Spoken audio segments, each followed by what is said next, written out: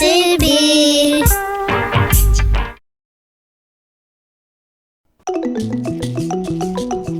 Bonjour à toutes et à tous et bienvenue dans l'émission Bernica en ondes, le magazine mensuel des événements et des activités pédagogiques du collège Le Bernica.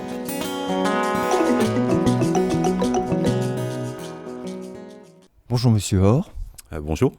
Alors vous êtes enseignant en arts plastiques au collège de Bernica et vous êtes acteur d'un nouvel événement au collège. On se retrouve actuellement dans la salle de réunion du collège et je vois des tableaux qui sont là, prêts à poser. Est-ce que vous pouvez nous en dire un petit peu plus? De quoi s'agit-il? Donc, au collège Bernica, on a un LRO, c'est un lieu de rencontre, comme une galerie de collège finalement. Et on est cette année sur la deuxième exposition qui va avoir lieu du 2 au 13 mai, qui réunit 5 artistes. Et en même temps, on va présenter la restitution de travaux de dessin d'élèves qui ont été réalisés cette année. La thématique qui lie toutes ces œuvres et les productions d'élèves qu'on va valoriser, c'est sur la thématique de dessin, IN, les formes dessinées, que ce soit de la gravure, du dessin colorié au feutre ou du dessin classique, etc. On a également le dessin EIN, et en fait c'est les projets, comment un projet s'élabore du début, il commence à la genèse. Et puis on parle également de nos élèves finalement au collège, pourquoi il y a du lien, parce que nos élèves sont en train de se grandir, en train de se développer, et on voit, et là on arrive sur la 4e, 3e, vers la fin en tout cas de leur cycle au collège.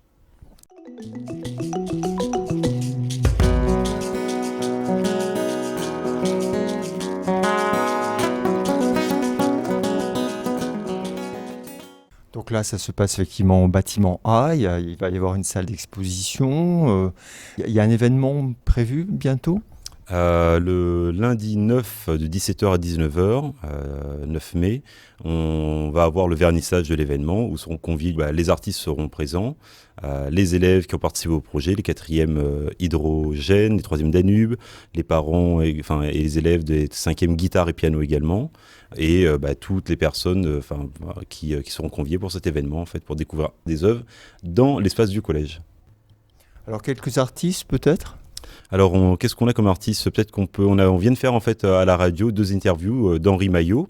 Henri Maillot, alors lui c'est un des anciens, c'est un peu les piliers à La Réunion, on va dire dans l'histoire de l'art contemporain à La Réunion, et dont son œuvre la plus célèbre, on voit beaucoup ses sculptures sur des ronds-points, mais la plus célèbre que tout le monde connaît, mais on ne savait pas que le créateur vivait à La Réunion, la statuette du championnat de questions pour un champion, les grands gagnants, c'est lui qui a réalisé cette sculpture.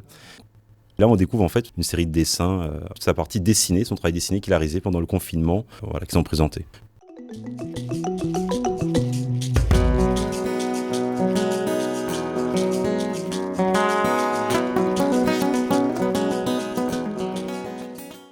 Alors parmi les choses qui vont être exposées, là on se retrouve devant des grandes feuilles de papier avec des dessins et on reconnaît des élèves là qui se sont eux-mêmes dessinés. Oui, les élèves en fait en 4e et 3e qui sont dans l'expérimentation nationale autour du dessin et de la photo se sont mis en scène avec un objet personnel qui les représente ou qui a de la valeur pour eux. Et puis on a travaillé ensuite sur la reproduction en dessin. Donc ils se sont photographiés, il y a eu un tirage papier en noir et blanc et ensuite... révélation de leur image apparaît sur le support papier.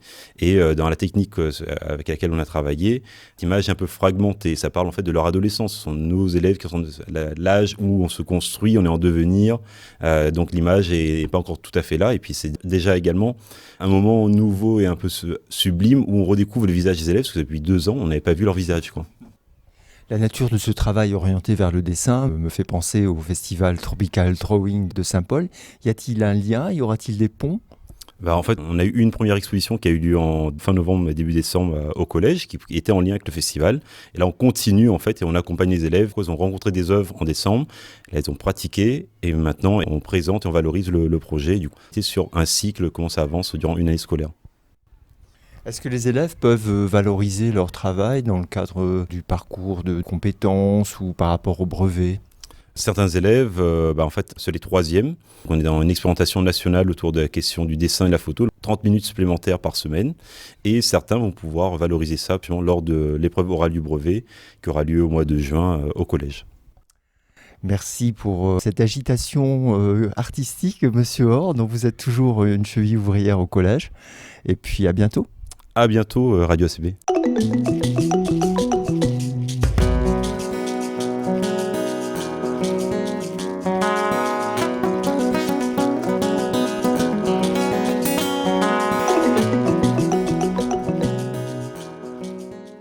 Bonjour Monsieur Géraudou.